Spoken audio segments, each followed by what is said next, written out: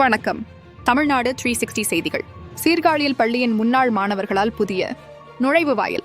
சீர்காழி நகரில் 1896 ஆண்டு முதல் கடந்த 129 ஆண்டு காலமாக கல்வி பணியாற்றி வரும் சமூக மேல்நிலைப்பள்ளி கல்வியில் மட்டுமல்லாமல் விளையாட்டு, கலை, இலக்கியம் மற்றும் பல துறைகளிலும் மாநில போட்டிகள், தேசிய போட்டிகளில் பல பதக்கங்கள் வென்று சீர்காழியில் சாதனை படைத்து வருகிறது. இப்பள்ளியில் பயந்துள்ள மாணவர்கள் பல்வேறு துறைகளில் வெற்றி பெற்று பள்ளியின் புகழை நாட்டி வருகிறார்கள்.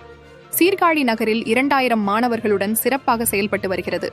இப்பள்ளியில் 125ஆம் ஆண்டின் நிறைவு விழாவின் நினைவாக ரூபாய் 8 லட்சம் மதிப்பீட்டில் 1996ஆம் ஆண்டு பயின்ற மாணவர்களான தென்னலகுடி கிராமத்தை சார்ந்த மிராசு கோவிந்தராஜன், அவர்களின் மகன் ஜெயப்பிரகாஷ் நாராயணன் மற்றும் ஓய்வு பெற்ற கிராம நிர்வாக அலுவலர் நெப்பத்தூர் ரகுநாதன், அவர்களின் மகன் விவேக் ஆகிய இருவரும் சேர்ந்து தான் பயின்ற பள்ளிக்கு புதிய நுழைவு வாயில் கட்டப்பட்டு கும்பாபிஷேகம் நடத்துகின்ற வகையிலே மிக அற்புதமாக நுழைவாயில் திறக்கப்பட்டது. இந்நிகழ்ச்சிக்கு பள்ளிக்குழு தலைவர் சிதம்பரநாதன் தலைமை ஏற்க பெற்றோர் ஆசிரியர் கழக தலைவர் கபாலி முன்னிலை வகிக்க பள்ளி செயலர் சொக்கலிங்கம் நுழைவு வாயிலை திறந்து வைத்து மாணவர்களின் கொடை உள்ளத்தை பாராட்டினார்கள். விழா ஏற்பாட்டினை பள்ளி தலைமை ஆசிரியர் அறிவுடை நம்பி செய்திருந்தார்.